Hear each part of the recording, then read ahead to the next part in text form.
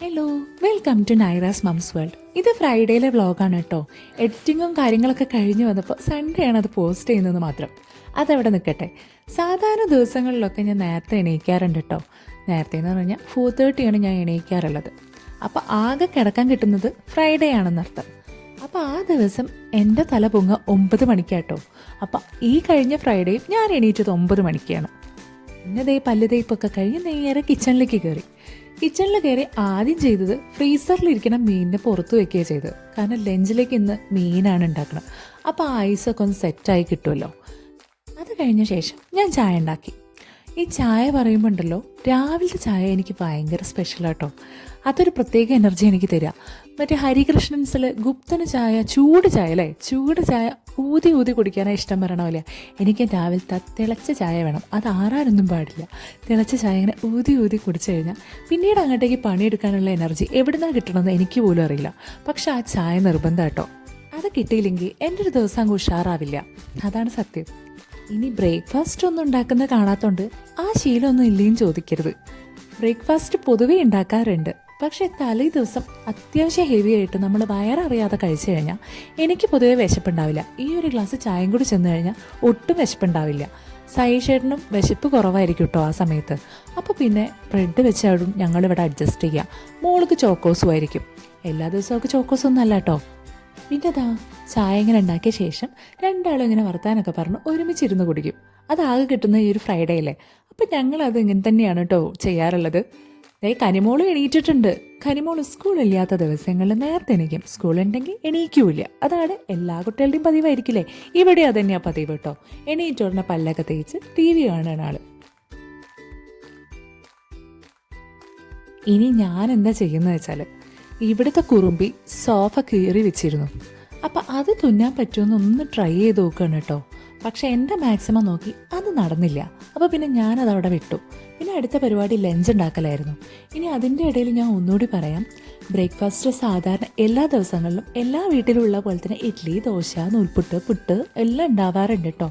അപ്പോൾ ഇതുപോലെ വയററിയാതെ കഴിക്കുന്ന സന്ദർഭങ്ങളിലോ അല്ലെങ്കിൽ നമുക്ക് മടിയായിരിക്കുന്ന ദിവസങ്ങളൊക്കെ ഉണ്ടാവുമല്ലോ, അങ്ങനത്തെ ദിവസങ്ങളിലൊക്കെയാണ് ഇവിടെ ബ്രെഡ്, ഓട്സ് ഒക്കെ ആവാറുള്ളത് കേട്ടോ. ഇത് സൈഷായിട്ട് എന്തോ തമാശയായിട്ടുള്ള റീല് കണ്ടപ്പോൾ എൻ്റെ അടുത്ത് വന്നതാണ്. ആ ഗ്യാപ്പിൽ കനിമോൾ എൻ്റെ ഒക്കത്ത് കയറി കൂടിയതാട്ടോ. പിന്നെ കനിമോൾക്ക് വിശക്കണു പറഞ്ഞപ്പോൾ വേഗം ഞാൻ ചോക്കോസ് കൊടുത്തു. അതും ഇനി പറയാലോ, അവൾ എല്ലാ ദിവസവും ചോക്കോസൊന്നും അല്ല കഴിക്കാറുള്ളത്. പക്ഷെ അവൾക്ക് വെള്ളിയാഴ്ച അല്ലെങ്കിൽ ശനിയാഴ്ച ചോക്കോസ് നിർബന്ധം. ഏതെങ്കിലും ഒരു ദിവസം ചോക്കോസ് തന്നെ വേണം, വേറൊന്നും കഴിക്കില്ല കേട്ടോ. അപ്പോൾ വേഗം ചോക്കോസും കൊടുത്ത് പിന്നെ ഞാൻ എൻ്റെ ചോറിൻ്റെ പരിപാടിയിലേക്ക് കിടന്നു. വെള്ളം തിളച്ച് കഴിഞ്ഞപ്പോൾ വേഗം അരിയൊക്കെ ഇട്ടു. പിന്നെ ചോറ് അവിടെ ആവുന്ന ഗ്യാപ്പിൽ ഇഞ്ചി, വെളുത്തുള്ളി, ചെറിയുള്ളിയൊക്കെ ഒന്ന് നന്നാക്കി വെക്കുക. അതേപോലെ ആ സെക്ഷനൊക്കെ ഒന്ന് ക്ലീൻ ചെയ്യുക. അങ്ങനത്തെ പരിപാടിയൊക്കെ ചെയ്യും. അപ്പോഴത്തേക്കിതേ സൈഷേട്ടൻ ഇഞ്ചി ചായക്ക് സോപ്പിട്ട് വന്നതാണ്. ഇഞ്ചി ചായയിൽ ആരോ കൈവശം കൊടുത്ത പോലെയാണ്. ഇപ്പോൾ 2 നേരമായിട്ട് ഇഞ്ചി ചായയും വേണം. ഞാനപ്പോൾ സൈഷേട്ടൻ ഇഞ്ചിയുടെ തോല് കളയുന്നത് കണ്ടിട്ട് ഞാനിങ്ങനെ പറയുന്നു, എൻ്റെ അമ്മ കാണണം എന്ന നല്ല ചീത്ത കേട്ടിട്ടുണ്ടാവുന്നു. കാരണം ഞാനും പണ്ട് ഇതുപോലെയൊക്കെ ഇങ്ങനെ വെട്ടുമ്പോൾ അമ്മയുടെ നല്ല ചീത്ത കേൾക്കാറുണ്ട് കേട്ടോ. ഇപ്പോഴാണല്ലോ കാര്യങ്ങളൊക്കെ ഇങ്ങനെ മനസ്സിലാക്കി വരുന്നത്. അപ്പം അതൊക്കെ പറയുമായിരുന്നു കേട്ടോ. അത് കഴിഞ്ഞ ശേഷം ഞാൻ മീൻകറീൻ്റെ പരിപാടിയിലേക്ക് നിന്നു കേട്ടോ. ഇന്ന് ആവോലിക്കറിയായിരുന്നു പ്ലാൻ ചെയ്തിരുന്നത്.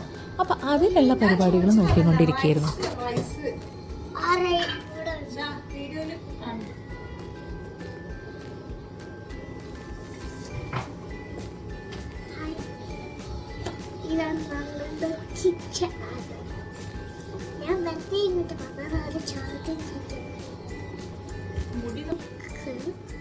ലാപ്ടോപ്പ്, എൻ്റെ ഹോംവർക്ക് ബുക്ക് അല്ല, മമ്മീൻ്റെ ഹോംവർക്ക് ബുക്ക്. മമ്മിക്ക് പിങ്ക് ബുക്ക് ഉണ്ട്, അതാണ് മമ്മി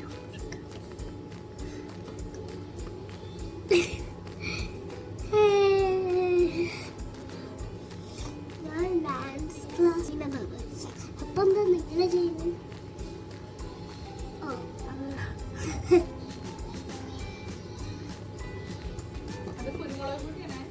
കുരുമുളക് ഇഞ്ചി അവിടെ പോയി. ഇഞ്ചി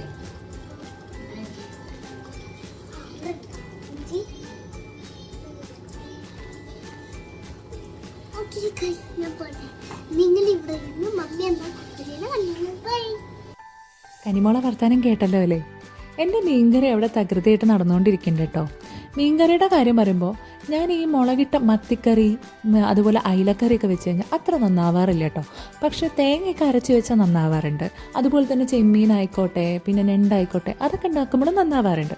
പക്ഷെ അല്ലാതെയുള്ള കറികളൊന്നും വെക്കുമ്പോൾ, അതായത് മുളകിട്ടിട്ടൊക്കെ വെക്കുമ്പോൾ അല്ലെങ്കിൽ മല്ലി അരച്ചൊക്കെ വെക്കുമ്പോൾ എനിക്ക് അത്ര നന്നായി കിട്ടാറില്ല. പക്ഷേ ഇത്തവണ യൂട്യൂബ് നോക്കി ഞാൻ ചെയ്ത് നോക്കിയപ്പോൾ അടിപൊളിയായിരുന്നു. ഞാൻ എന്നെ തന്നെ പുകഴ്ത്തി പറഞ്ഞതല്ല കേട്ടോ. എനിക്ക് ആദ്യമായിട്ടാണ് ഇത്ര നന്നായി കിട്ടുന്നത്. അത് നല്ല ടേസ്റ്റിൽ കിട്ടിയപ്പോൾ അത് ഇവിടെ ചേർത്തു എന്ന് മാത്രം. പിന്നെ അതിന് ശേഷം ഞാൻ അവിടെ ഫ്രൈയിലേക്കുള്ള പരിപാടിയൊക്കെ നോക്കിക്കൊണ്ടിരിക്കുകയായിരുന്നു.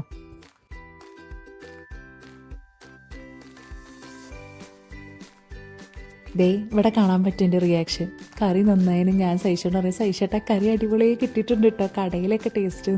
അപ്പോൾ സൈഷേട്ടന് ഒരു അത്ഭുതമായിരുന്നു, നീ നന്നാക്കി ഉണ്ടാക്കിയോ എന്നുള്ളത്. അത് പറഞ്ഞ് ഞങ്ങൾ രണ്ടാളും കളിയാക്കി ചിരിക്കുകയായിരുന്നു കേട്ടോ.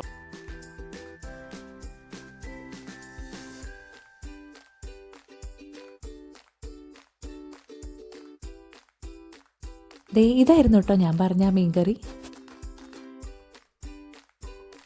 കഴിഞ്ഞ അടുത്ത പരിപാടി പച്ചമുളക് സ്റ്റോർ ചെയ്യലായിരുന്നു. മുൻപൊന്നും എനിക്ക് ഇങ്ങനെ സ്റ്റോർ ചെയ്യുന്ന പരിപാടി അറിയില്ലായിരുന്നു കേട്ടോ. അതുകൊണ്ട് പെട്ടെന്ന് കേടുവരുമായിരുന്നു. പിന്നീട് ഇതൊക്കെ ഇതേപോലെ യൂട്യൂബിൽ ഒരു ഹാക്കൊക്കെ പഠിച്ചു വെച്ചിട്ട് ഇപ്പോൾ ദാ ഇങ്ങനെയാണ് സ്റ്റോർ ചെയ്യുന്ന രീതി.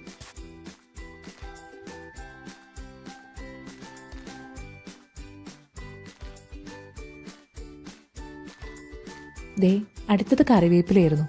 കറിവേപ്പില ഇതേപോലെ കഴുകിയ ശേഷം ഒരു ടവലിൻ്റെ ഉള്ളിലേക്ക് ഇട്ട് വെച്ചിട്ട് പിന്നെ അത് വെള്ളം ഊറണ വരെ വെച്ചതായിരുന്നു കേട്ടോ. ആ വെള്ളം ഊറില്ല, വെള്ളം വറ്റി പോവില്ലേ, അതിനു വേണ്ടി വെച്ചതായിരുന്നു. ശേഷം ഞങ്ങൾ കാർ വാഷിന് പോയി. അതിൻ്റെ ഷോർട്സ് കണ്ടിട്ടുണ്ടാവുമായിരിക്കുമല്ലോ അല്ലേ. ആ കാർ വാഷിൻ്റെ ഷോർട്സിൽ ഞാൻ ലാസ്റ്റ് പറയുന്നു ഒരു കലാപരിപാടി ഇവിടെ നടന്നിരുന്നു എന്നുള്ളത്. സോറി, കലാപരിപാടിയല്ല, ഒരു കോലാഹലം. എന്താണെന്നല്ലേ, കാർ വാഷ് കഴിഞ്ഞ് 5 മിനിറ്റിൻ്റെ ഉള്ളിൽ തന്നെ ആള് ബാക്ക് സീറ്റ് ഫുള്ള് ചോക്ലേറ്റ് കൊണ്ട് അഭിഷേകം നടത്തി. അത് എനിക്കായിരുന്നു സത്യത്തിൽ പണിയായിരുന്നത്. സാധാരണ ഇവിടെ ചീത്ത പറയുന്നത് ഞാനാണ് കേട്ടോ. സൈഷേട്ടൻ ചീത്തയൊന്നും പറയാറില്ല. അപ്പം അന്നും സൈഷേട്ടൻ ഉപദേശിച്ച് വിട്ടതേ ഉള്ളൂ. പക്ഷേ സൈഷേട്ടൻ്റെ ഉപദേശമാണെങ്കിൽ പോലും അവൾക്കത് ഭയങ്കര സങ്കടമായി.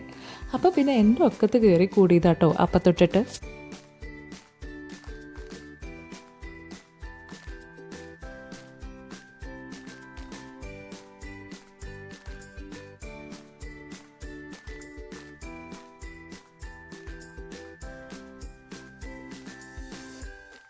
മസാല പുരട്ടി വെച്ചിരുന്ന മീൻ ഫ്രൈ ആക്കാനുള്ള പരിപാടിയാണ് അടുത്തത്. ഞങ്ങൾ തിരിച്ചു വരുമ്പോഴേക്കന്നെ 1:30 കേട്ടോ. അപ്പം നല്ല വിശപ്പുമായിരുന്നു. പിന്നെ എൻ്റെ പണിയൊക്കെ ഏകദേശം കഴിഞ്ഞിരുന്നു. അപ്പം മീനും കൂടി ആയിക്കഴിഞ്ഞാൽ ചൂടോടെ മീൻ ഫ്രൈയും കൂട്ടി ചോറുണ്ണാനുള്ള പരിപാടിയായിരുന്നു അടുത്തത്.